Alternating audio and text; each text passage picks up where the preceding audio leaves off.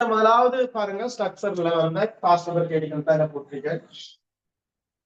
முதலாவது ஸ்ட்ரக்சர்ல வந்து நான் போட்டிருக்கேன் ஏன்னு பாத்தீங்கன்னு சொன்னால் அதுல உரோம இலக்கம் 1ல கேட்டீங்க உயிருள்ள அவைகளின் 3 சிறப்பியல்புகளை குறிப்பிடுங்கன்னு கேட்டுக்கிறார்.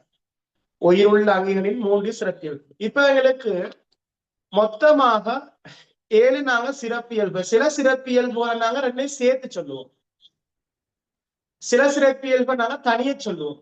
இப்ப சிலவங்க கேட்கலாம், உதாரணமாக தனியா வார சிறப்பியல்பு, ஒரு சொல்லாக வரக்கூடிய சிறப்பியல்புல பாத்தீங்கன்னு சொன்னால் அணுசேபம் தனியாக சொல்லப்படுது, அணுசேபம். அவன் இனப்பெருக்கம் தனியாக சொல்லப்படுது, அதே போல இசைவாக்கம் தனியாக சொல்லப்படுது. ஆனா மத்த சிறப்பியல்பை பொதுவா பாத்தீங்கன்னு சொன்னால் ஒழுங்கமைப்பும் வளர்ச்சி விருத்தி உருத்திரட்சியை பாக்கம் தலைமுறை உரிமையும் கூர்ப்பும். அப்ப சில சிறப்பியல்புகள் வந்து ரெண்டு சேர்த்து சொல்லப்படுது. இப்ப நாங்க இந்த இடத்துல நாங்க உதாரணமா பிள்ளைங்க ஆன்சர் பண்ற விதத்தை நான் சொல்றேன். இப்ப ஒரு பிள்ளை எப்படி எழுதிக்கலாம், எப்படி தனியாவாக வைக்கலாம். உதாரணமாக அணுசேபம், ரைட், ஒரு பிள்ளை. இன்னொன்று இனப்பெருக்கம், இனப்பெருக்கம், இனப்பெருக்கம். இன்னொன்று இசைவாக்கம். இப்ப இது பிரச்சனை ஒன்று இல்லை, இது நாங்க இதுவும் ஏற்றுக்கொள்ளப்படும். சிலவங்க வந்து சேர்த்தும் எடுக்கலாம். இப்ப இந்த இசைப்பியல் தவிர்த்து மற்றதையும் பிள்ளைகள் எழுதிக்கலாம் இல்லையா? அப்படி அதாவது ஒழுங்கமைப்பும் எழுதிக்கலாம், ஒழுங்கமைப்பும், ஒழுங்கமைப்பும். அதே மாதிரி வளர்ச்சி விருத்தி, ரைட். அதே போல உருத்திரட்சி பாக்கம்,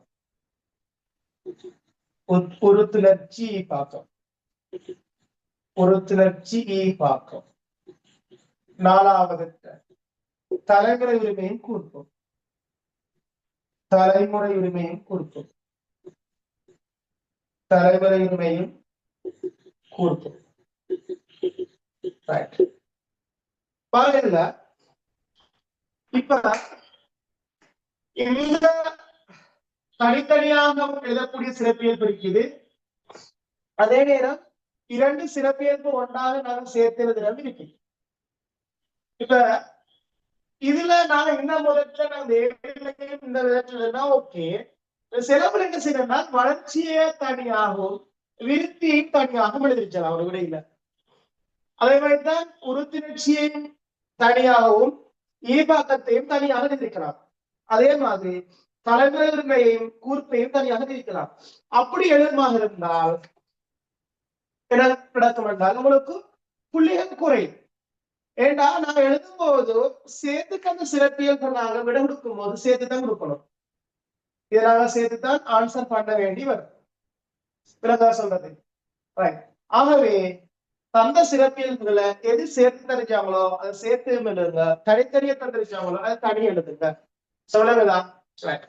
அப்ப அந்த அடிப்படையில மொத்தம் இங்க தரப்பட்ட 7 சிறப்பியல்பு இருக்குது, தரப்பட்ட 7. அப்ப 7ல நீங்க 7வது சிறப்பியல்பு நீங்க 3 கொடுத்தீங்கன்னா உங்களுக்கு அந்த 3 சரி போடுவாங்க, உங்களுக்கு 3 புள்ளிகள் கிடைக்கும். அந்த 3 அப்ப கட்டாயம் இந்த இடத்துல விஷயம் ஒன்று என்னன்னா இங்க 3 இயக்கப்பட்டுருச்சு, இங்க என்னப்படி 3. சோ 3 இயக்கப்பட்டால் 7ல 3 இருந்தா போதுமானது. அப்ப சிலவங்க என்ன செய்யறாங்கன்னா 7 எழுதுறாங்க.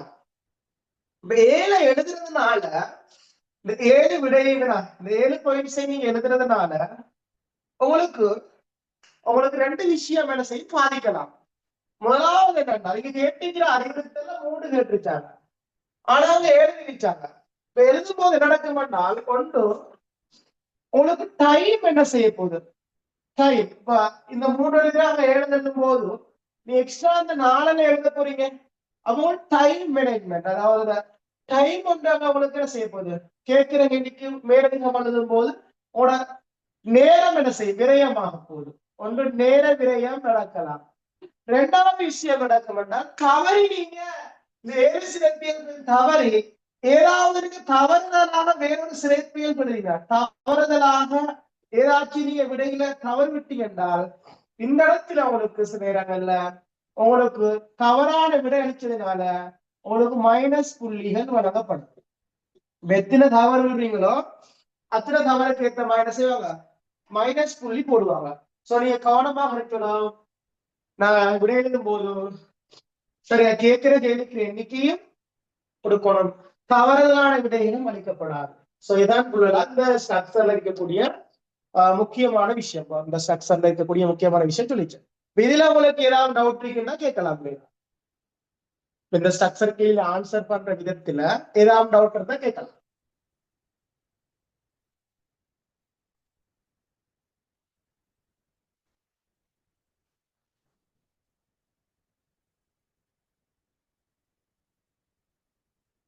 சரி, இப்ப நாங்க அதுல ரெண்டாவது கேள்விக்கு போறோம்.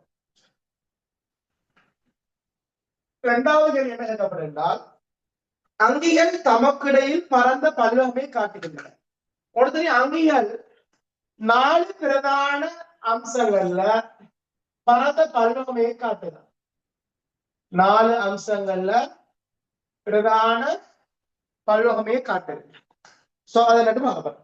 முதலாவது அம்சம் என்னென்றால் அவற்றின் பருமன்ல என்ன செய்ய போகுது சொன்னால் அவற்றின் பருமன்ல பிரதான பல்வகமே காட்டும் பாருங்க. அதே மாதிரி இரண்டாவது உங்களுக்கு தெரியணும் அவருடைய வடிவத்தில பல்வகை காண்பிக்கும். அதே போல அவற்றினுடைய அமைப்புல வடிவத்தை காண்பிக்கும் அமைப்பு. அதே போல அதனுடைய வானிடத்தில பல்வகமே காண்பிக்கும். அப்ப இவங்க இதை கேட்கல கேள்வி. சில பிள்ளைகள்ங்கிற அவசரத்துல வாசிச்சு இதைத்தான் கேட்கிறாண்டி விட அடிச்சிருக்கேன். ஆனா உண்மையில அந்த கேட்ட கேள்வி பரந்த பல்வகை காட்டுதான். அதுல இந்த அமைப்புகளாக கருதப்படுறது என்னாண்டுதான் கேள்வி கேட்கப்பட்டிருக்கிறேன். சோ அமைப்புகளாக கருதப்படுறது என்ன அப்படி பாத்தீங்கன்னு சொன்னால் இங்க அமைப்புகளாக கருதப்படுற 2 பேர். ஒன்று தனிக்கல அமைப்பு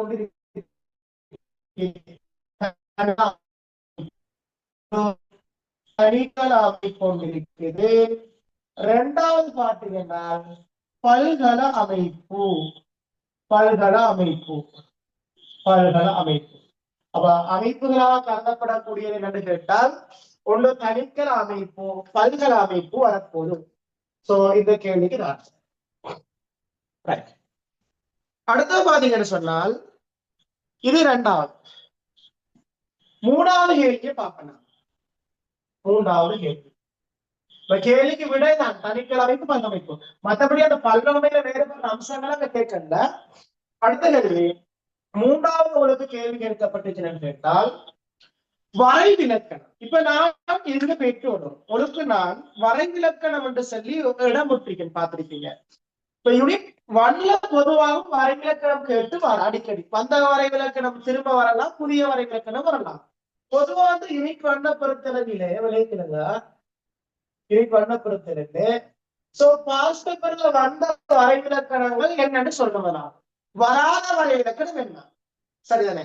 இப்ப பொதுவாக வந்தது என்று கேட்டால் எங்களுக்கு கணவகி பேப்பர் கேள்விகள்ல சோ அந்த வினாக்கள்ல வரைவிலக்கணங்களாக வரப்பட்டது என்றால் முதலாவது வளர்ச்சி கேட்கப்பட்டுச்சு வந்தது. வளர்ச்சி வந்த கேள்வி சரியா, வளர்ச்சி வந்திருக்கு.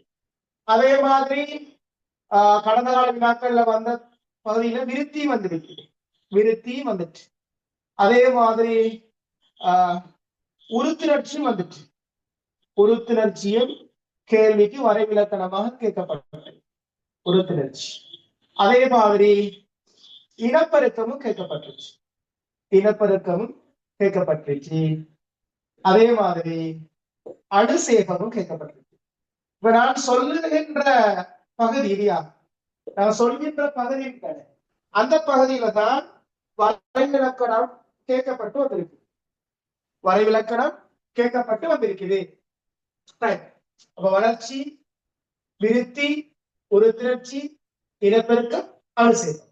சோ இதை தவிர்த்த மற்ற பகுதிகள் இன்னும் வரைவிலக்கணத்துக்கு வரல. ஆனா அந்த டேம் எக்ஸாம்ல அல்லது மாடல் பேப்பர் கேள்விகள்ல தான் வந்துருச்சு. சோ அதனாலதான் நான் என்னன்னா வந்தது வராது எல்லாத்துக்கும் சேர்த்து நான் உங்களுக்கு வரைவிலக்கணம் தந்திருச்சேன். சோ நான் அதுக்குரிய வரைவிலக்கணத்துக்குரியது நான் தாரேன். சரிதானே? ரைட். அப்ப என்ன செய்யலாம்னா தந்த வரைவிலக்கணத்தை சொல்லிக் கொண்டு விளங்கப்படுத்திட்டு போறேன். தேவையானாக்கள் நோட் பண்ணிக்கொள்ளலாம். ரைட். முதலாவது உயிரியல் என்னன்னு கேட்கலாம். சரியா? வரல உயிரியல் என்னன்னு கேட்கலாம். சில உயிரியல் லேசானது சிலருக்கு இருக்கும் கேட்காம இருக்கிறது. அப்ப இதற்கு முதலாவது இங்க கேட்கப்பட்டதுல உயிரியல் என்னன்னு கேட்கப்பட்டுச்சு. உயிரியல். சோ உயிரியல்ன்றது இன்னொரு வரைவிலக்கணம். என்ன? உயிரங்கைகளை பற்றிய ஒரு விஞ்ஞான கற்கை. உயிரங்கைகளை பற்றி ஒரு விஞ்ஞான கற்கை தான் உயிரியல். அப்ப ஓகே. வேற ஒன்றும் நான் எழுத தேவையில்லை. ஒரே ஒரு உயிரங்கிகளை பற்றிய ஒரு விஞ்ஞான கற்கைன்னு முடிக்கலாம். சில நேரம் உயிரங்கிகளை பற்றி கற்றால் பிரச்சனை இல்லை. ஆனா உண்மையிலே இந்த பயாலஜின்னு சொல்லி வரும்போது அந்த லொஜின்னு வார இடங்கள் என்ன அர்த்தம் என்று சொன்னால் ஒரு விஞ்ஞான முறை கட்டளை குறிக்கிறது. லொஜின்ற வார இடத்துல தானே லொஜின்றது ஒரு விஞ்ஞான முறை கட்டளை குறிக்கிறதுனாலதான் நான் உயிரங்கிகளை விஞ்ஞான முறையில் கற்றல் உயிரியல் என்று சொல்றேன். அதே மாதிரி இயற்கை வளங்களை பத்தி கேட்கப்பட்டது. அதுல இரண்டாவது வரை இலக்கணமாக இயற்கை வளம். அப்ப அவங்களுக்கு இரண்டாவது வரை இலக்கணமாக கேட்கிறது ஒரு இயற்கை வளத்தை பத்தி கேட்கிறது. இயற்கை வளம்.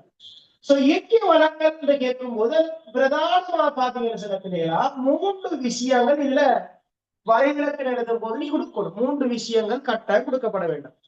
ஒன்று நீங்க சொல்லணும் நாளாந்த வாழ்க்கைக்கு நாளாந்தம் நாங்க வாழ்ற டைம்ல அல்லது இருக்கிற டைம்ல ஒவ்வொரு நாளும் கிடைக்கிறது. அப்ப நாளாந்த வாழ்க்கைக்கு பொருளாதார அபிவிருத்தி. சோ நீங்க ரெண்டையும் சேர்த்து ஒரு வசனமாக சொல்லலாம். எப்படி? நாளாந்த வாழ்க்கைக்கு பொருளாதார அபிவிருத்திக்கும் என்று சொல்லி கொண்டு முதலாவது விஷயம் நீ அதை சொல்லப்படணும். ரெண்டாவது நீங்க அதை எங்க இருந்து பெற்றுக்கொள்றீங்க? உங்களோட வாழ்கின்ற சூழல்ல இருந்து. அப்ப சூழல்ல இருந்து பெற்றுக்கொள்ளுங்க. அப்ப நாளாந்த வாழ்க்கை பொருளாதாரத்துக்கு பயன்படுறது சூழல்ல நீங்க இயற்கையாக பெற்றுக்கொள்கின்ற. அப்ப இயற்கைய வளங்களை சொல்லிக்கிறேன். இயற்கையாக பெற்றுக்கொள்கின்ற மூணாவது விஷயம் சக்தியும் பதார்த்தங்கள் இந்த மூலங்கள். அப்ப சக்தி பதார்த்தங்கள மூலங்கள் தான் இயற்கை வளங்கள் சொல்லலாம். இதுவும் ஓகே. மூன்றாவது வரைவிலக்கணமாக அவங்க போற்றிக்க பாத்தீங்கன்னு சொன்னால் நீடித்து நிலை பெறும் உற்பத்தி. மூன்றாவது வரைவிலக்கணம் உங்களுக்கு போட்டுகிறது நீடித்து நிலை பெறும் உற்பத்தி. நீடித்து நிலை பெறும் உற்பத்தி. நிலை பெறும் உற்பத்தி. சோ இதுல வரைவிலக்கணம் இல்ல வரல. நீடித்து நிலை பெறும் உற்பத்தின்னு சொல்றது சுற்றாடல் பாதுகாப்பான முறையில சுற்றாடல் பாதுகாப்பா இருக்கணும். மனித குடித்தொகைக்கு தேவையான உணவு உற்பத்தி செய்து கொள்றதான் நீடித்து நிலை பெறும் உற்பத்தி. பாருங்க, இப்ப சுற்றாடல் பாதுகாப்பான முறைகளை பயன்படுத்தி மனித குடித்தொகைக்கு தேவையான அளவு உணவை உற்பத்தி செய்தல் தான் என்ன சொல்லுவோம் என்றால் நீடித்து நிலை பெறும் உற்பத்தின்னு சொல்லுவோம். அதே மாதிரி அடுத்த கேட்கிறது சரியா? பாஸ்ம வினாக்கள் வந்தது வளர்ச்சி. அப்ப 4 கேள்விக்கு விடைக்கு ஆரம்பிப்பேன். அதை பாருங்க. இப்ப இதெல்லாம் நான் அந்த வரைவிலக்கண தந்தத்துல வராத பகுதி. இப்ப வந்த பகுதியில் போட்டியிட பாருங்க. வளர்ச்சி என்பது இந்த எம்சிக்கு கூற்றுலயே நான் காட்டிருப்பேன். அப்ப கட்டாயமாக சொல்ல வேண்டியதுன்னா ஒரு அங்கியில உலர்திணிவில் ஏற்படுகின்ற மீளாத அதிகரிப்பு. அப்ப நிறைய பிள்ளைகள் அந்த மீளாதன்ற வசனம் சொல்லாட்டியவனுக்கு என்ன செய்யாது வளர்ச்சிக்குரிய மார்க்ஸ் கிடைக்காது. அப்ப வளர்ச்சியில வரைவிலக்கணத்துல கட்டாயம் 2 விஷயங்கள் அதுல கட்டாயம் எழுதப்பட்டிருக்கணும். உலர்திணிவுல 2 வசனம் இருக்கணும். அடுத்த மீளாத அதிகரிப்பு. அப்ப உலர்திணிவில் ஏற்படுற அடுத்த 2வது மீளாத அதிகரிப்புன்ற வசனம் கட்டாயமானது. அடுத்தது 5வது விஷயம் அதுல கேட்டு விருத்தி. 5வது விஷயம் அவங்களுக்கு விருத்தியே கேட்க. விருத்தி. விருத்தின்னு சொல்றது என்ன? ஒரு அங்கினுடைய வாழ்க்கை காலத்தில் ஏற்பட்ட மீள முடியாத மாற்றங்கள். மீளாத மாற்றம் அங்கேயும் மீளாத மாற்றம் அங்கிற வாழ்க்கை காலத்தில் ஏற்படுகின்ற விஷயம் சொல்லப்படணும் விருத்திக்கு. சோ அடுத்தது 6வது அடுத்து உருத்திரட்சி. உருத்திரட்சியும் பாஸ்பவிழான வந்தது இல்லையா? உருத்திரட்சி. உருத்திரட்சி. உருத்திரட்சின்னு சொன்ன என்ன பிள்ளைகளா? அங்கினுடைய அகப்புற சூழலில் இருந்து பெற்றுக்கொள்ளப்படுகின்ற தூண்டலுக்கு தூண்டற் பெயரை காட்டுகின்ற அல்லது துலங்களை காட்டுகின்ற திறன் சொல்லணும். சோ இதுவும் வந்த கேள்வி ஒன்று வந்த கேள்விக்குரியது. அதே மாதிரி 7வது பாத்தீங்கன்னு சொன்னாங்க. 7வது இங்க கேட்கப்பட்ட 7வது பாத்தீங்கன்னு சொன்னால் இது கேட்கப்படல. இதுக்குரிய வரைவிலக்கணங்களுக்கு தந்தை இல்லை. ஏபாக்கத்துக்கு வரைவிலக்கணம் தந்தும் இல்ல. ஆனா ஏபாக்கர்கள் என்று சொல்ற இயல்பா தந்திருக்காங்க. ஆனா அதுக்குரிய தெளிவான வரைவிலக்கணம் இல்ல. ஆனா வளைய சொல்லத்துக்காக நான் தாரேன். ஒரு அங்கியினுடைய தொழிற்பாடு வினைத்திறனாக நடத்தணும் என்றால் ஒரு அங்கிட தொழிற்பாடு வினைத்திறனாக நடத்தணும். உதாரணமாக எங்களோட காலை நான் உயர்த்துறேன்னு சொன்னேன். இந்த காலை நான் உயர்த்தணும் என்றால் அப்ப கால உயர்த்திறதுக்கு வெறுமனே ஒரு தொகுதி மட்டும் பங்கு பற்றினால் போதாது.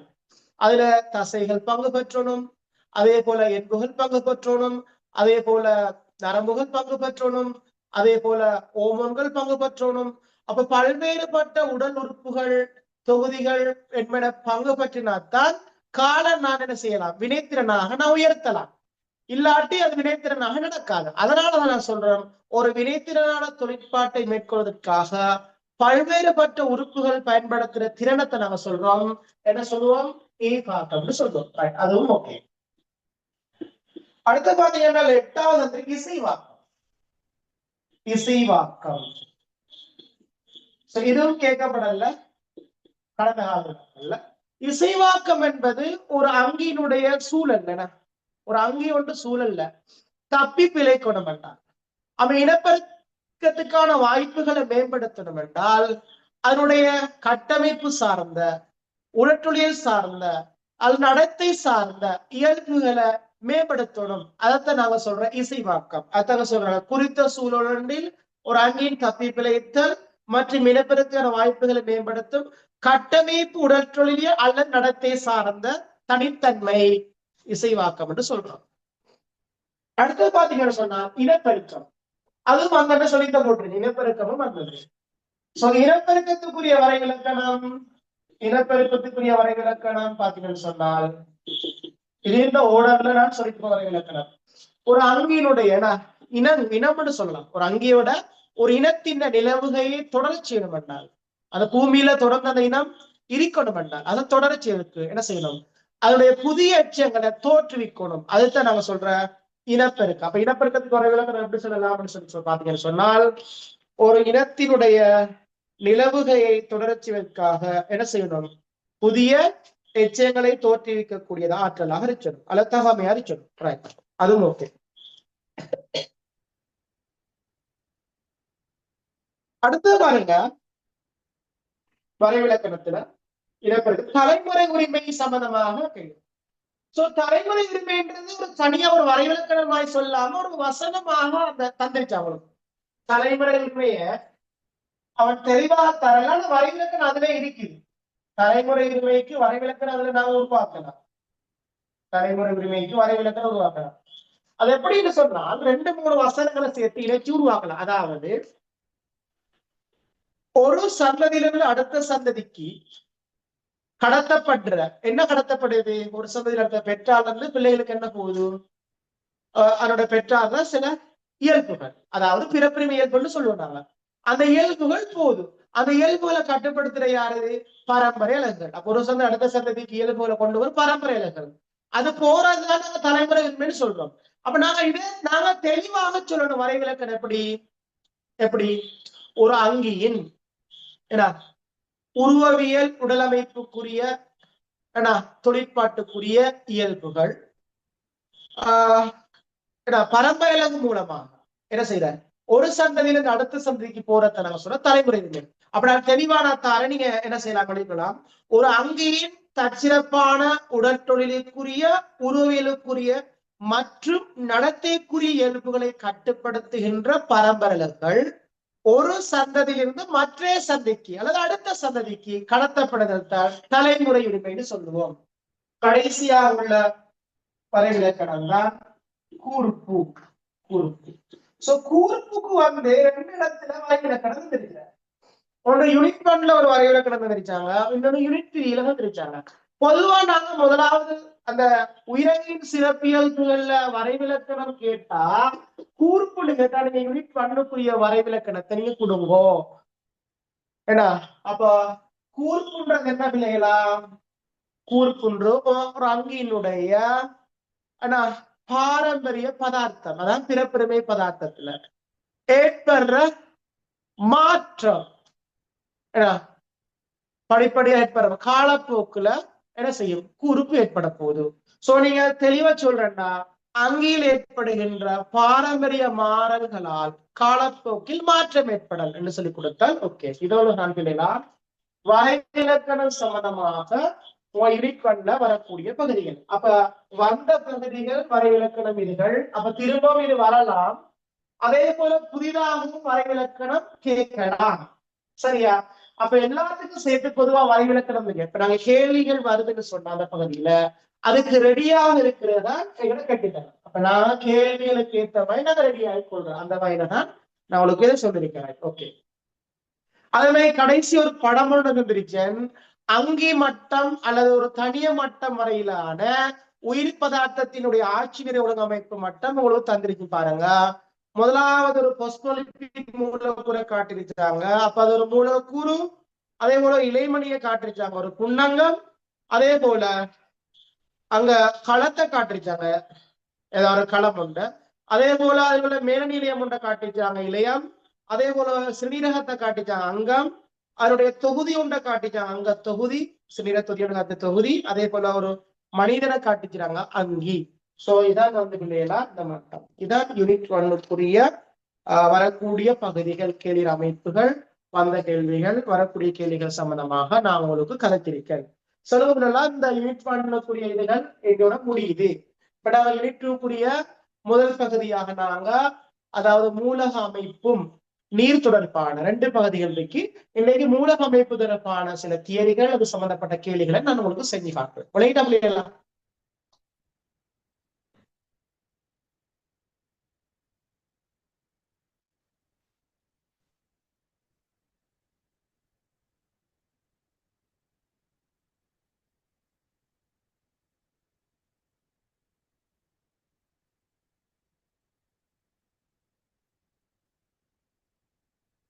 ரைட்.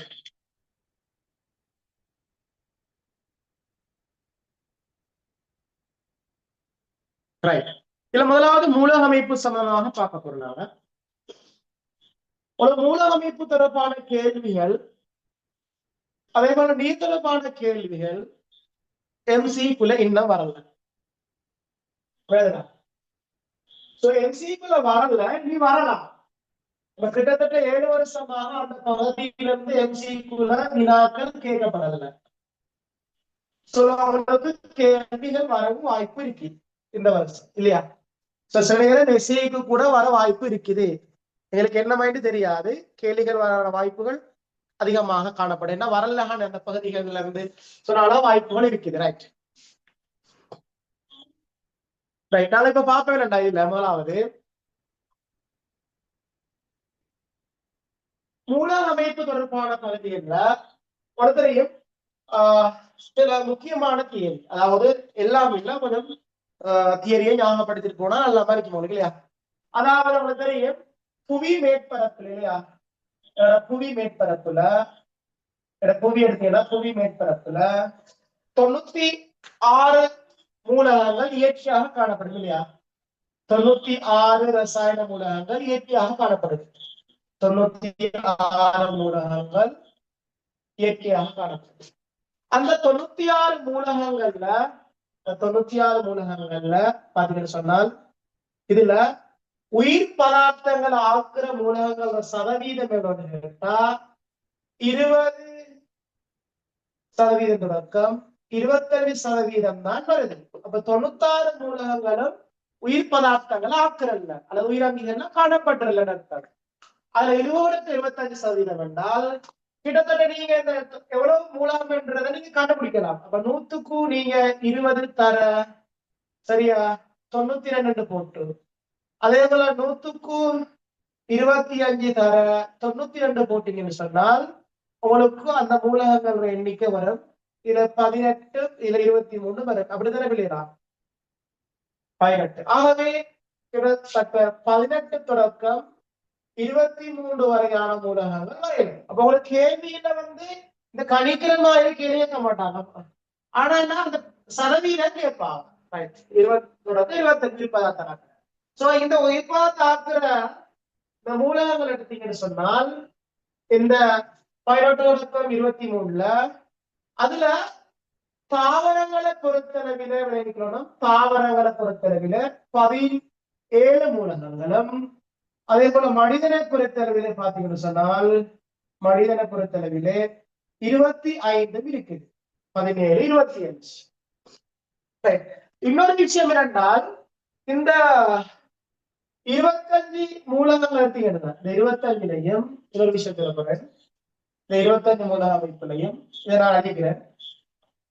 25 96%, அதே போல 4% காணப்பட்ட மூலம் 96% இருக்கிற மூலங்களும் இதுல என்ன இது இல்லையா, இந்த 20 25 இல்லையா, இந்த இடத்துல அதாவது 20-25% மூலகங்கள்ல 18-23 மூலகங்கள்ல 96% காணப்பட்டது. எஞ்சிய 4% காணப்படுற மூலகங்களும் எங்களுக்கு தெரிஞ்சிருக்கணும். அதுல எஞ்சிய 4%த்துல அதிக அளவுல இருக்கிறது யாரு, அதிக அளவுல இருக்கிறது யாரு, அதுல குறைந்த அளவில் இருக்கிறது யாரு என்றது தெரியணும். அதிக அளவுல இருக்கிறது யாரு, குறைந்த அளவு, அதை பார்ப்போம். அதிக அளவில் இருக்கிறது யாரு, குறைந்த அளவில் இருக்கிறது யாரு. சோ இதுல 4 மூலங்கள் இல்லையா, ஆக்சிஜன், கார்பன், ஹைட்ரஜன், நைட்ரஜன். இந்த 4 மூலகங்கள் தான் 96% மூலகங்களாக இருக்கும். அதுல எஞ்சிய 4% அதிக அளவில் காணப்பட்டதுல கால்சியம், பாஸ்பரஸ், பொட்டாசியம், கந்தகம் ஆகிய 4 மூலகங்களும் அதுலயும் மின்னிறத்திலையும் 4ல அதிகம் காணப்படுகிறாங்க. அதுல எஞ்சியாக காணப்படுற மூலகங்கள் கண்டுபிடிச்சாங்க. அதை நீங்க ஞாபகப்படுத்திக்கிறோங்க. எங்களுக்கு வரக்கூடிய மூலகம் சோடியம், குளோரின், மெக்னீசியம், அதே போல போரன், அதே மாதிரி கோபால்ட், செப்பு, குரோமியம், குளோரின், அயோடின், இரும்பு ஆகிய மூலகங்களும் இருக்கு. சோ உங்களுக்கு கூடுதலா கேட்கிறேன்னா கேள்வி வரலாம், 96% காணப்படுற மூலகங்கள் அல்லது எஞ்சிய 4% அதிக அளவு காணப்படுற மூலகங்கள் என்று சொல்லி கேள்வி வரலாம்.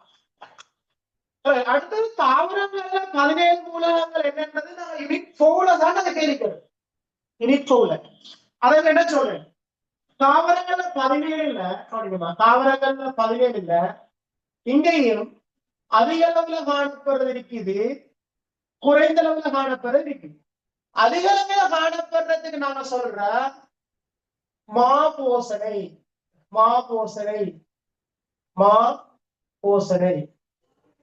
மூலகம், அல்ல மாமூலகம்னு சொல்றோம். மாமூலகம்னு சொல்றேன், மாமூலகம். அதே போல குறைந்தளவு காணப்படுறது நுண்மூலகங்கள், போசனையில போசனைத்துவம் மூலகம்னு சொல்றோம். அதே போல மனிதன்லையும் பாத்தீங்கன்னு சொன்னால் அதிக அளவுல காணப்படுறது மாபோசனை மூலகங்கள். அதே போல எங்கேயும் குறைந்த அளவில் காணப்படுறது நுண்போசனை மூலகங்கள். இப்ப பாருங்க, இந்த 17லையும் அதிக அளவு காணப்படுற மூலகங்களோட எண்ணிக்கை 9, குறைந்த அளவுக்கு காணப்படுற 8. இதனால யூனிட் 4ல படிக்கிறேன். அதே போல அதிக காணப்படுறதுல இங்க 11, இங்க 14 வருது. கட்டாம் நாங்க யூனிட் 4ல கட்டாம் யூனிட் 4ல தெரிஞ்சிருச்சோம். நம்மளுக்கு கேள்வி வருது, தாவரங்கள் காணப்படுற அதிக அளவு காணப்படுற 9, குறைந்த காணப்படுற 8 தெரியணும். சோ நாங்க அதை ஞாபகம் வச்சுக் கொள்றதுக்காக நான் பிள்ளைகளுக்கு சொல்லிக் கொடுக்கிறேன் என்றால், இதே போல அந்த 9 மூலகங்களையும் ஷோப்கின்ஸ் மகாடு ஞாபகம் வச்சுக் கொள்ளும் சொல்றாரு. ஷோப்கின்ஸ் மகாடு ஞாபகம் வச்சுக் கொள்ளுங்கோ என்று சொல்றாரு. அப்படித்தானே பிள்ளையா? பாருங்க, CH வரும் இல்லையா, ஷோப்கின்ஸ் மகாடு சொல்லி ஞாபகம் வச்சுக்கணும். பாருங்க, இப்ப CHO ஷோப்கின்ஸ் மகா. அப்ப இந்த 4, 3, 2, அப்ப மொத்தம் பாத்தீங்கன்னு சொன்னால் சொக்கிங்ஸ் மகாவில 9 மூலகங்கள் வந்துட்டு குறைந்த அளவில் தேவைப்படுற நுண்மூலகங்கள் 8 நான் சொல்லி சொல்றேன் பேர் மூலமா கீழ முகமது சொல்லியும் பசில் சொல்லியும் இரும்பு மனுஷன் சொல்லியும் அது குனிந்தான் என்று சொல்லியும் நான் ஞாபகம் வச்சுக்கொள்ள சொல்றேன். பாருங்க பாத்தீங்கன்னு சொன்னால் இது மூணும் ஒரு பேர் முகமது பசில் இரும்பு மனுஷன் குனிந்தான் என்று சொல்லி ஞாபகம் வச்சுக்கொள்ளலாம். அப்ப இந்த 8 மூலகமும் வந்துட்டு அதே மாதிரி அதிக அளவு ஏற்படுற மனிதன்ல 11ஐயும் ஞாபகம் வச்சுக்கலாம். இதே நீங்க சொக்கிங்ஸ் மகாவை சொல்லிட்டு அதுல சோடியம் குளோரைட் உப்புன்னு ஞாபகம் சொக்கிங்ஸ் மகா உப்புன்னு சேர்த்தீங்கன்னால் மாபோசனை மூலம் அல்ல மா மூலகம் மனிதன்ல வரப்போகுது 11. எப்படி வரப்போகுது? சொக்கிங்ஸ் மகா சொக்கிங்ஸ் மகா மகா உப்பு மகா உப்பு உப்புடா சோடியம் குளோரைட். அப்ப பாருங்க இதுல 11 மந்திரம் பாருங்க கந்த கொண்டு வருது இல்லையா? சொக்கின்ஸ் மகா உப்பு. அப்ப பாருங்க 4 7 9 2 11. அதை நுண்போசனை மூலகங்கள் நுண்மூலகம் எடுத்தீங்கன்னா நீங்க சரியா பாத்தீங்கன்னு சொன்னால் வரக்கூடிய மூலகங்கள் கொஞ்சம் கீழே எழுத போல பணிவாக எழுத போறேன் பாருங்க. கொஞ்சம் வரக்கூடிய மூலகங்களை இங்கே பாருங்க. இதுல கொஞ்சம் மாற்றம் செய்து இதுல முடித்து இதுல நான் ஒரு அளவு பேர் முகமது பாக்கி என்று சொல்லி இரும்பு மனுஷன் பாருங்க அப்படி வருது. இங்க சிஆர் சிஎலுக்கு பேர சிஆர் பாருங்க இரும்பு மனுஷன். அடுத்த பாருங்க குனிந்து வந்து கொஃபி கொஃபி செல்ல சொன்னான். பாருங்க ஒரு பேர் பாருங்க இரும்பு மனுஷன் குனிந்து வந்து கொஃபி சொல்ல சொன்னான். பாருங்க 1 2 3 4 5 6 7 8 9 10 11 12 13 14. பாருங்க ரைட். இது உங்களுக்கு அந்த பகுதிகள் படிக்கும் போதுதான் தேவைப்படும். இதை தந்தில 17 25 மட்டும் வந்துருச்சாங்க. சோ இது பாருங்க நான் போசனை அதாவது மூலக அமைப்பு தொடர்பான பகுதிக்கு தேவையான தேதி உலகம் பாருங்க. அப்ப இந்த 25% மூலகங்கள் அங்கீகள்ல காணப்படுதுன்னு சொல்றோம். அங்கீகள் ஆக்குது. சோ என்ன தொழிற்பாடுகளை செய்வது பாத்தீங்கன்னு சொன்னால் நல்லா விளைவிக்கணும். ஒன்று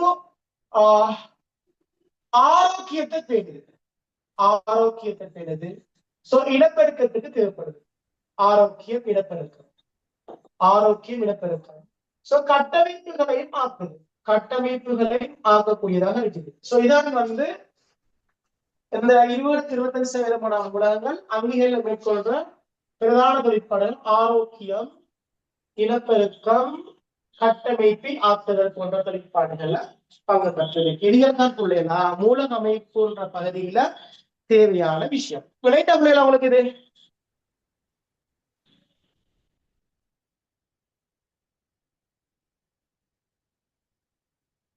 இப்ப நாங்க இதுல உள்ள பகுதியை வச்சுக்கொண்டு ஒரு கேள்வியை பார்க்கணும். சரியா? இத பாருங்க 5வது கேள்வியை செய்யலாம். இப்ப நான் உங்களுக்கு சொன்ன விஷயத்த 4வது கேள்வியையும் செய்யலாம் 5வது கேள்வியையும் செய்யலாம் இல்லையா? 4 5 சரி 4வது கேள்வி 5 கேள்வியும் பார்க்கணும்.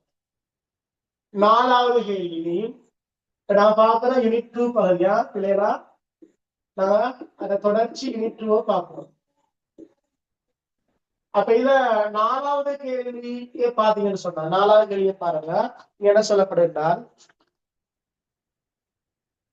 உயிர் பதார்த்தங்களின் திணிவில் 96% உள்ள மூலகங்களை மாத்திரம் கொண்ட மூலக்கூறு. இப்ப இது தெரியணும் என்று சொன்னால் நாங்க என்ன செய்யணும் என்றால் இந்த பகுதிக்கு பேத்து வரணும். சரியா? அதுக்கு முந்தி நாங்க 5ஆம் கேள்வியை பார்த்தா லேசா இருக்கும் இல்லையா? 5ஆம் கேள்வியை பார்த்துட்டு நாங்க அந்த ஒரு 3ஆம் பக்கத்துல ஒரு அட்டவணை தந்துருச்சு. சோ அதுலதான் நாங்க இது பார்க்கணும். அப்ப நான் என்ன செய்யறேன் அந்த கேள்வியை நான் 5ஆம் கேள்வியை பார்த்துட்டு 4ஆம் கேள்விக்குரிய விளக்கத்தை போவோம். 5ஆம் கேள்வி என்னன்னு கேட்டால் 5 விடை தந்திருக்க உங்களுக்கு மூலகம் தொடர்பான விஷயத்துல. அதுல ஒன்று என்ன சொல்றாங்களா, ஆரோக்கியமான வாழ்வு இனப்பெருக்கம் என்பவற்றுக்காக 20-25% மூலகங்கள் காணப்படும். சரி, கேள்வி தவறானது கேட்டீங்க. இரண்டாவது, உயிர் பதார்த்தங்கள் திரிவில் CHO ஆகிய மூலம் 96%. பாருங்க, CHO 96%, அதுவும் சரியான விட. உயிர் பதார்த்த திரிவில் எஞ்சிய 4% அதிக அளவு காணப்படும் முதல் 4 மூலம். முதல் 4, 1, 2, 3, 4. அப்ப அங்க கால்சியம், பாஸ்பரஸ், பொட்டாசியம் கந்தகம் வரும். அங்க மக்னீசியம் வந்துக்கிறேன். கால்சியம், பாஸ்பரஸ், பொட்டாசியம் கந்தகம். அங்க வாரத்துல மக்னீசியம் பெறப்பட்டதுனால தவறாக வருது. சோ 5வது, தாவரங்களுக்கு 17 மூலகங்கள் அத்தியாவசியமானவை. பாருங்க, தாவரங்களுக்கு 17 மூலகங்கள் அத்தியாவசியமானது என்பது சரியானது. ஆகவே மனிதனுக்கு 25 மூலகங்கள் அத்தியாவசியமானது என்பது சரியானது. சோ மனிதனுக்கு 25 அத்தியாவசிய மூலகங்கள் தேவைப்படுகிறது சரி. சோ இந்த மூலகங்களுக்கு தான் நாங்க சொல்றேன்னா, அங்கிகள காணப்படுகின்ற அங்கிகள் தேவைப்படுகின்ற மூலகம் அத்தியாவசிய மூலகம். இதுதான் பேர் அத்தியாவசிய மூலகம், எசென்சியல் எலிமெண்ட்ஸ். அத்தியாவசிய மூலகங்கள் சொல்ற இந்த 18 தொடக்கம் 23 வரை, அதாவது 25% மூலகங்கள் அது இருக்கு. ரைட். சோ இப்ப நான் உங்களுக்கு ஒரு அட்டவணையில வந்திருக்கேன்னு சொன்னேன். சேர்வை பொதுவான மூலகமைப்பு மாறுபாடாக அமைகின்ற மூலகமைப்புன்ற ஒரு பகுதி ஒன்று ஒரு அட்டவணையில தந்திருச்சு. அந்த அட்டவணையை பாருங்க. இது நான் தாள் அட்டவணை வச்சிங்க தெரிஞ்சுக்கண்டா, உங்களுக்கு எந்த ஒரு சேர்வையோ அல்ல ஒரு மூலக்கூறையை தந்து இதுல மூலகமைப்பு என்னன்றது உங்களுக்கு செய்யலாம். உங்களுக்கு எவ்வளவுதான் சேர்வை தந்தாலும் நான் தாரத்தை வச்சிருங்க தெரிஞ்சு கொண்டா செய்யலாம். எல்லா சேர்வைகளையும் தந்து மூலகமைப்பு தர வேண்டிய அவசியம் ஒன்று பாருங்க, நான் உங்களுக்கு சொல்லி காட்டுறேன். உங்களுக்கு சொன்ன விளங்காது பாருங்க. அந்த அட்டவணை தந்தைன்னு சொன்னால் உங்களுக்கு எந்த ஒரு சேர்வையினுடைய மூலகமைப்பையும் நீங்க இலகுவாக செய்யக்கூடியதாக இருக்கிறீர்கள்.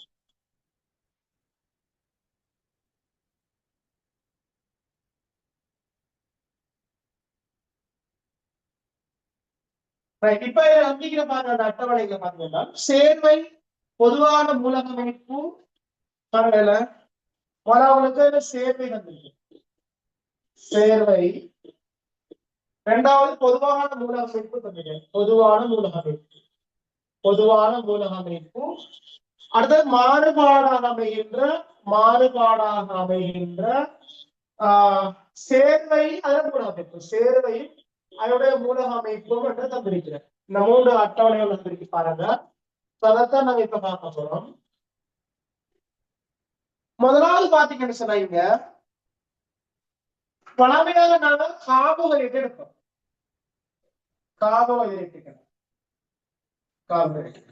கார்போஹைட்ரேட் பொதுவா எடுத்தீங்கன்னா, பொதுவாக எடுத்தீங்கன்னா கார்போஹைட்ரேட் மூலகமைப்பு கார்பன், ஹைட்ரஜன், ஆக்சிஜன் தான் கிடைக்கும்.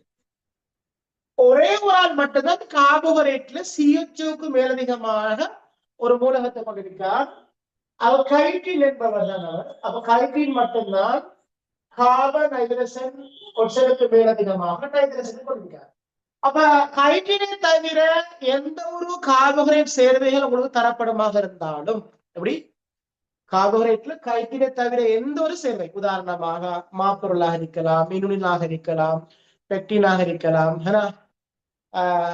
எந்த ஒரு சேர்வை தந்தாலும் நீங்க எடுத்துக்கொள்ளுங்க, CHO தான் எடுத்துக்கொள்ளுங்க. இவரை மட்டும்தான் நீங்க ஞாபகம் விதிவிலக்கா, மற்ற பொதுவாக விதிவிலக்காக தெரிஞ்சிருக்கணும். சரி, அப்ப ரெண்டாவது இது முதலாவது. ரெண்டாவது சேர்வை பாத்தீங்கன்னா, இது விதிவிலக்காக இருக்க பாத்தீங்க வைக்கணும். இது நைட்ரஜன்.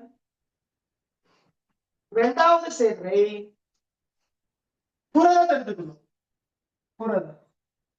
புரதங்களை பொறுத்தளவிலே கவனிக்கிறோம். புரதத்துல பொதுவான மூலகமைப்பு CHONS, இதான் பொதுவான. இதுலயும் ஒரே ஒரு தான் அவனுக்கு வித்தியாசமான மூலகமைப்பு கொண்டிருப்பார். யார் என்றால் ஹீமோகுளோபின். யார் என்றால் ஹீமோகுளோபின் தான். அவரை மூலகமைப்பு பார்த்தீங்கன்றால் CHONSFP.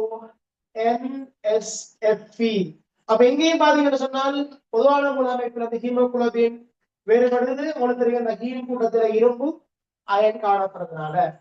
அதே மாதிரி அப்ப புரதம் எந்த ஒரு புரதங்களை சார்ந்தாலும் பொதுவாக இதுதான் ஹீமோகுளோபினை மட்டும் தந்தா தான் நீங்க இதை பார்க்கணும். இரும்பு இருக்கின்றது தெரிஞ்சுக்கணும். அதே மாதிரி மூணாவது பாருங்க, லிபிட் எடுத்துக்கன்னு சொன்னார். லிபிட் எடுத்துக்கன்னு சொன்னால் லிபிட்ல பொதுவான மூலக அமைப்பு எடுத்தீங்கன்னால் லிபிட்லையும் CHO தான் பொதுவான மூலக அமைப்பாக இருக்கும். பொதுவான மூலக அமைப்பா இருக்கும். அப்ப இங்க வேறுபடுற யாருன்னு கேட்டால் போஸ்போலிபிட். இங்க வேறுபடக்கூடிய யாருன்னு கேட்டால் போஸ்போலிபிட் தான் வேறுபடுவார். சோ போஸ்போலிபிட் வேறுபடுவார். இங்க CHO NP, அதாவது நைட்ரசன் போஸ்பரஸும் பாருங்க இங்க மேலதிகமாக இருக்குது. இவர் மட்டும் வித்தியாசம். மற்றபடி எந்த ஒரு லிபிடும் பொதுவானது CHO. ஆனா நியூக்ளிக் அமிலம் அப்படி மாறுபாடு இல்ல. அப்ப நியூக்ளிக் அமிலம் மாறுபாடு இல்லாதால சரி, அப்ப நாங்க போடுறோம் CHONP. இதுல வித்தியாசம் இருக்கு. DNA RNA இருந்தால் வித்தியாசம் அவங்க வரப்போகல. அப்ப நியூக்ளிக் அமிலம் மட்டும் யார சொல்ல தெரியும்? DNA இருந்தாலும் RNA. அதே மாதிரி தான் அஞ்சாவது நியூக்ளியோடைட்டுகள்லையும் பிரச்சனை வரப்போறல. நியூக்ளியோடைட்டுகள்லையும் மாறுபாடான நியூக்ளியோடைட்டுகள் வரப்போறல. நியூக்ளியோடைட்டும் அப்படித்தான். நியூக்ளியோடைட் எடுத்தீங்கன்னு சொன்னால் இங்கேயும் CHONP வரப்போது, இங்கேயும் வித்தியாசமானவர் இல்ல. அதே போல அப்ப நியூக்ளியோடைட் சொல்லக்கூடிய யாருண்டா? ATP எடுக்கலாம், NAD+ எடுக்கலாம், NADP+ எடுக்கலாம், FAD எடுக்கலாம். இவ்வளவு பேர்லையும் நீங்க மூலக அமைப்பு கேட்டா CHONP தான் இருக்குன்றத தெரிஞ்சு கொள்ளும். ஆறாவது அமினோ அமிலத்துல பாருங்க, அமினோ அமிலத்துல விதிவிலக்காக இருக்காங்க. அமினோ அமிலத்துல பொதுவான மூலக அமைப்பு CHON தான். அமினோ அமிலத்துல பொதுவான CHO. ஆனா அமினோ அமிலங்கள்ல வித்தியாசமாக 2 அமினோ அமிலங்கள் வேறுபடுவாங்க. ஒன்று சிஸ்டினும் அடுத்த மெரியோனினும். இந்த 2 பேரும் விதிவிலக்காக பாத்தீங்கன்னு சொன்னால் CHOனுக்கு மேலதிகமாக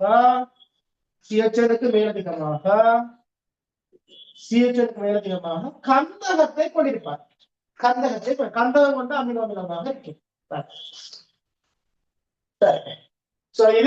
அதே மாதிரி இன்னொன்று விளைக்கிறது குளோரோஃபிலையும் சில நேரங்கள் கேட்கிற குளோரோஃபில் மூலக அமைப்பு தெரிஞ்சுக்க CHONNG. ரைட். உலக பிள்ளைகளா நீங்க தெரிஞ்சிருக்க வேண்டியது மூலக அமைப்பு தொடர்பான விஷயங்கள். இவ்வளவு தெரிஞ்சாலே போதும். இங்க எந்த விதமான மூலக அமைப்பு தொடர்பான கேள்வி வந்தாலும் செய்யலாம். பாருங்க, இப்ப அவங்களுக்கு செஞ்சு கொண்டு போகலாம். இங்க இந்த விஷயத்தை நோட் பண்ணிட்டு பல கேள்விய உங்களுக்கு 4வது கேள்வியும் செய்யலாம். அப்ப 4வது கேள்விக்கு தேவையான தேவையதான் இது. மற்ற கேள்வி செய்யறதுக்கு தேவைப்படும். 4வது கேள்வியில பாருங்க, உயிர் பதார்த்தத்தின் 96% மூலகங்களை மாத்திரம் உள்ளடக்கியதுன்னா CHON. CHON மட்டும்தான் அந்த சேர்வையில இருக்கிறது என்றால் அது யாருல இருக்குதான் கேள்வி. தந்த விடையில பாருங்க, தந்த விடையில குவானோசின். குவானோசின் அதே சொல்லுங்க. குவானோசின் என்பது நியூக்ளியோசைட் இல்லையா? நியூக்ளியோசைட் அதே சொல்லுங்க. நியூக்ளியோசைட்டுகள் அதுக்கு உதாரணம் குவானோசின், அடினோசின். அந்த நியூக்ளியோசைட்டுகள் பாஸ்பேட் கூட்டத்தை இழந்திருக்கிறதுனால CHON தான் வருது. அப்ப மாறுபாடாது இல்ல. அப்ப பாஸ்பேட் கூட்டத்தை இழக்கிறோம்னா பாஸ்பரஸ் வராது. அந்த அடிப்படையில பாத்தீங்கன்னு சொன்னால் குவானோசின்ல தந்ததுல குவானோசின்ல CHON இருக்கும். ஆனா ஒரு விஷயம் நீங்க பார்க்கணும். அதுல முடியக்குள்ள சொல்றாங்க மூலகங்களை மாத்திரம் கொண்டது ஓகே. அங்கள முடிவு பாருங்க, மாமூலக்கூறு வசனம். குவானோசின் மாமூலக்கூறா? நியூக்ளிக் அமிலங்களுக்கு மாமூலக்கூறு, புரதம் தான் மாமூலக்கூறு, கார்போஹைட்ரேட்ல பல்சக்கரைட் தான் மாமூலக்கூறு. அப்ப அந்த அடிப்படையில் இந்த குவானோசின் CHON 4 மூலகத்தை மட்டும் கொண்டு இருக்கு ஓகே. ஆனா அது மாமூலக்கூறு இல்ல. அதனால குவானோசின் வராது. அப்ப முதலாவது குவானோசின் வராது, அது மூலகம் மட்டும்தான் கொண்டிருக்குது, அது மாமூலக்கூறா இல்லையாது. 2வது பாத்தீங்கன்னு சொன்னால் பெப்சின் புரதம். பெப்சின் புரதம் என்றதுனால அங்க இந்த 4 தாண்டி இந்த 96% தாண்டி இங்க கந்தமும் எஞ்சிய 4% வாரம். சோ அதனால 2வது வர போறல. 3வது பாஸ்போலிபிட் பாருங்க கந்திரிக்கன் CHONP. அப்ப 2 விஷயம் இல்ல, பாஸ்பரஸ் மேலதிகமா இருக்கிறது. 2வது பாஸ்போலிபிட் மாமூலக்கூற வராது. அப்ப 3வது வராது. DNA அப்படித்தான், நைட்ரஜன் பாஸ்பரஸ் இருக்குது. அப்ப CHON அப்ப பாஸ்பரஸ் மேலதிகம் இருக்குது. அங்க மாமூலக்கூற வரும் DNA. ஆனா அங்க 4 மூலகத்தை மட்டும் கொண்டிருக்காது, அங்கெல்லாம் பாஸ்பரஸும் வரதுனால. 5வது கைட்டின் தான் வரப்போகுது. கைட்டின் பாருங்க 4 மூலகங்களை மட்டும்தான் கொண்டிருக்கு. கைட்டின் ஒரு பல்சக்கரை, ஆகவே மாமூலக்கூறுன்றதுனால எங்களுக்கு கைட்டினை விட 5வது. ஆக 4வது கேள்விக்கு 5வது விட தான் வரப்போகுது. அதே மாதிரி பாஸ்போலிபிட் மூலம் பாஸ்போலிபிட் பொதுவாக காணப்படுற மூலகத்தில் பாஸ்போலிபிட் எடுத்த வரப்போகுது CHONP. அப்ப அதுக்கு விட அடுத்த CHONPன்றது 4வது விட. ஆகவே 3வது கேள்விக்கும் 4வது ஆன்சர் வரப்போகுது இல்லையா? CHONP. ரைட். அடுத்தது 2வது கேள்வியை பாருங்க. பின்வரும் எது CHO என்பதுடன் நைட்ரஜனை அமைப்பு கூறாக கொண்டது? CHO நைட்ரஜன் மட்டும் வேணும். அப்ப CHO நைட்ரஜன் வாரது அல்பினின்ல கந்தகம் வரும். அப்ப விடைக்கு வராது. CHO கந்தகம் இருக்கு, விடைக்கு வராது. கைட்டின்ல CHO நைட்ரஜன் இருக்கும், அது சரி, கைட்டின் வரையிலும். பாஸ்போலிபிட் எடுத்தீங்கன்னா கைட்டினோட பாத்தீங்கன்னா கைட்டின் மாதிரி இருந்தாலும் பாஸ்பரஸ்ல இருக்குது, அப்ப விடைக்கு வராது. NAD பிளஸ் பாஸ்பரஸ் வரும் CHONP இல்ல பாஸ்பரஸ்.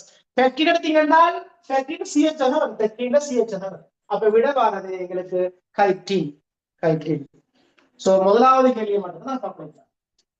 சோ முதலாவது கேள்வியை பாருங்க. அதுல உங்களுக்கு ஒரே வகையான மூலக அமைப்பை கொண்டிராத கூட்டத்தை காட்டு, விடையை தெரிவு செய்ய கேட்கிறாங்க.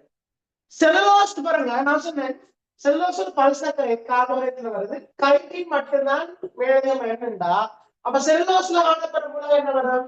CHO தான் வரும். அப்ப செலுலோஸ் CHO. சுபரின் ஒரு லிப்பிட் உண்டு. சுபரின் ஒரு லிப்பிட் இருந்தனால லிப்பிட்ல பாஸ்போலிபிட் மட்டும்தான் பாஸ்பரஸ் நைட்ரஜனை மேலதிகமாக கொண்டிருக்குது. மற்றபடி லிப்பிட் என்ற மூலக அமைப்பு CHO. அப்ப சுபரின் CHO. அப்ப செலுலோசின் CHO சுபரின் CHO ஒரே மூலக அமைப்பு வருது. கேள்வி என்ன? கொண்டிராத. முதலாவது விடைக்கு வர போறது இல்லையா? 2வது விடைய பாத்தீங்கன்னு சொன்னால் கெரட்டின் புரதம். கெரட்டின் புரதம் என்றதுனால CHONS தான் வரும். கேட்டாங்க விதிவிலக்காக வரமாட்டாரு. அப்ப CHONS. ஹீமோகுளோபின் பாத்தீங்கன்னா CHONSFP. அப்ப விட இங்க கெரட்டின் CHONS ஹீமோகுளோபின் CHONSFP மாறதுனால ஒரே மூலக அமைப்பு காணப்படாது. சோ தவறானது 2வது. ஆகவே முதலாவது எங்களுக்கு 2வது ஆன்சர் தான் வரப்போகுது. சரிதானே? அது கைட்டின பாருங்க CHON, குவானோசின பாருங்க CHON, ஒரே மூலக அமைப்பு தான்.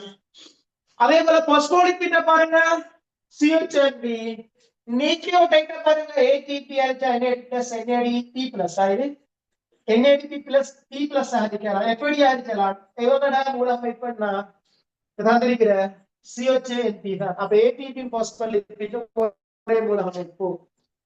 அல்புமின் எடுத்தீங்கன்னா புரதம் CHONS வரப்போகுது. அடுத்த சிஸ்டின் தந்துச்சு பாருங்க. அமினோ அமிலங்கள் பொதுவானது CHON தான். அமினோ அமிலங்கள் ஆனா விதிவிலக்கா 2 அமினோ 20ல 2 அமினோ அமிலம் கத்தா கொண்டிருக்குது CHONS. ஆகவே 5வது ஒரே மூலக அமைப்பு, 4வது ஒரே மூலக அமைப்பு, 3வது ஒரே மூலக அமைப்பு, முதலாவது ஒரே மூலக அமைப்பு. ஆனா 2வது மட்டும் ஹீமோகுளோபின் மட்டும் 20 வேண்டுமாக கொண்டிருக்குது. விளையாட்ட விலங்களை அப்படிலாம்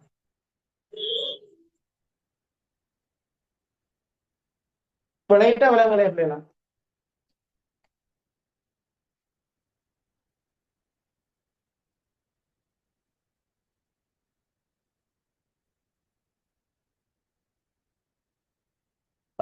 பாத்தீங்களா? இப்ப மூலக அமைப்பு தொடர்பான எந்த ஒரு கேள்வி வந்தாலும் பிள்ளைகளா உங்களுக்கு இலகுவாக செய்யக்கூடியதாக இருக்கும். அப்ப எங்களுடைய அடுத்த கிளாஸ் எங்களுக்கு வெள்ளி இருக்குது, அடுத்த சனிக்கிழமை இருக்கு இன்ஷால்லா. அப்ப நீர் தொடர்பான கேள்வியிலையும் நான் உங்களுக்கு கீழே பாருங்க ஒரு அட்டவணை ஒன்று தந்திருச்சேன். சோ அந்த அட்டவணை போதுமானது பிள்ளைகளா இங்குள்ள கேள்விகள் எல்லாம் செய்யறதுக்கு. அப்ப நான் தான் உங்களுக்கு அந்த எப்படி நாங்க எளிமையா படிக்கலாம் என்ற ஐடியால தான் உங்களுக்கு அந்த அட்டவணையை போட்டிருக்கேன். அப்ப அதை ஏழுமானாக ரெடியாகி கொண்டு வாங்க. அதெல்லாம் அடுத்த கிளாஸ்ல நாங்க இந்த பகுதியை பார்ப்போம். ஓகே, அஸ்ஸலாமு அலைக்கும், குட் நைட்.